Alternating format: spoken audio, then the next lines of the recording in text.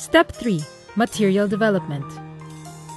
Partners appreciate how the Aflatoun curriculum can be adapted.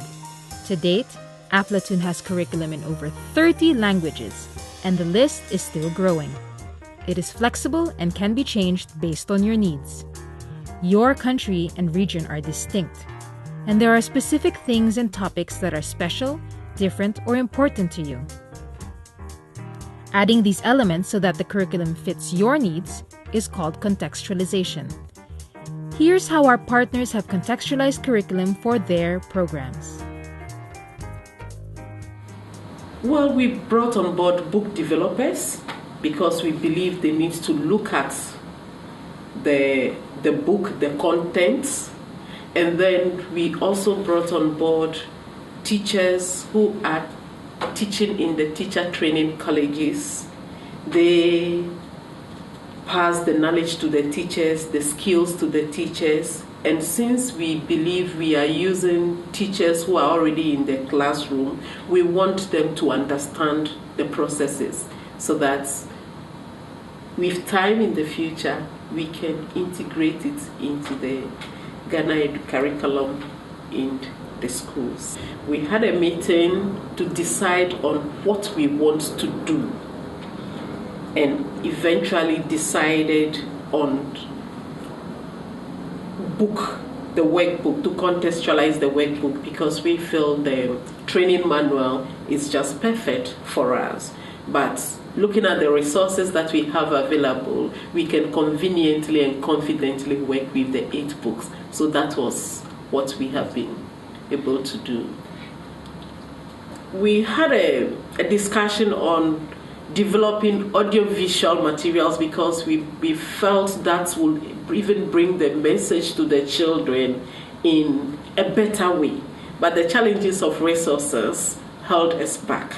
So for now, the books are available, we are using them, but we are still thinking through the possibility of having the audiovisual materials. And that will also involve getting the equipment that will be used by the schools who would eventually go in for the audiovisual materials. The process that we went through with contextualizing the Aflatoun program was actually a little bit much easier than what other programs before us had to go through, because we could easily rely on the standard books in Arabic, and we could easily rely on the Egyptian books. Initially, what we had done is a number of us within the foundation did a quick review of the material to get a sense of what the content was actually talking about. And then we had an orientation program with a number of teachers from Jordanian schools that allowed us also to introduce them to the content at hand, to review the exercises, to review what kind of topics were being introduced to the children. And so we could also get a sense from the teachers of what are the necessary things that we should be addressing within the actual Jordanian context. Following that process, we were able to more readily contextualize and really Jordanize the program to meet our needs as a country. So after we had received feedback from the teachers, we did a process of deeper contextualization where we went through actually the 8 workbooks and we distributed them amongst a team internally within the foundation and we started working on it. So the process of contextualization does take a lot of previous study. It does take a lot of planning. You should get to know your ministry officials very well. You should get to know basically the procedures and the protocols that are within each let's say public organization that you need to go through in order to gain approval.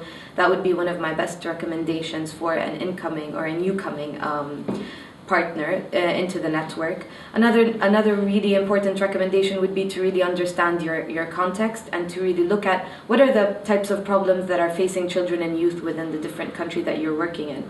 What we had done was consult with professionals that have been working with children and youth within the country, but also consult with the teachers and get to know, understand what their feedback was on the actual program. And that's how we were able to adapt the already existing standard Arabic books into what is now the Jordanian version, or basically what's going to hopefully meet the local needs of Jordanian children across the kingdom. In adapting or designing a curriculum, I think there are a couple pretty important steps. One is making sure the curriculum reflects the most recent data or publications. So whether that's health education or financial literacy, you want to make sure it's up to date and accurate. And then two, making sure the curriculum integrates feedback from partners and from teachers and from youth themselves, because it's very easy to design something that looks great on paper. It's a whole other thing to design something that's fun, that's engaging, and that really works to teach kids, what they need to know. So the biggest thing for me is actually taking curriculum and going out in the field and trying it out with kids. And it can be quite scary, I think, for someone who's a professional in curriculum development or a teacher to actually try something that they're not 100% confident in. It can be quite scary to have 25, 50 children looking at you and saying this isn't going right. But I think it's an absolute necessity. The manuals came in English, and they'd been adapted from the Indian model for use in East Africa. Now, the context is amazingly different between East and West Africa, and for instance, the way people look is very different. So we had to change the materials so that these would be meaningful to children in both rural and urban settings in West Africa, and particularly in Mali. And the main one is that in East Africa, little girls very often have their heads more or less shaven, whereas in West Africa, that would immediately mean that the child has some kind of skin problem and has had to have this special treatment to be singled out, and it simply wouldn't look normal. So we had immediately to put hair on all the little girls, and we had to lengthen their skirts very considerably, often down to the ground. The language, we had to translate it all into French, and although many of the schools don't operate in French, they use a local language. In the case of the capital, it's a language called Bambara, and because there are 12 languages that are recognized by the Ministry of Education in Mali, we simply didn't have the means to set about translating into all of these languages. So we did it into the official language, which is French. This is something I would recommend to other countries when they're translating into other languages, that they have people who are good linguists and who really know the language that they're working into. If possible, you have somebody who's good in the original language as well, so that you don't rely solely on the translator. And then you need to include teachers and parents. Obviously, it would be ideal if you could involve children as well, and I hope that in future it'll be possible to do that. The percentage of children who, after 2 years at school, cannot read one single word is extremely high. It's 94% in French, and it's 88% in Bambara. So clearly we have to look at other ways of transmitting the message about Aflatoun. And we need to be more involved in mass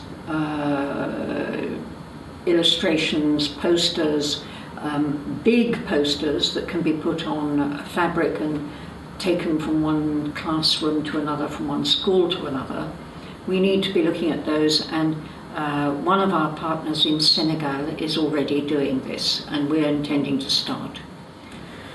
At the initial stages, we had some interaction with children of clubs that we already work with as an organization, and these children are from schools, the formal educational systems.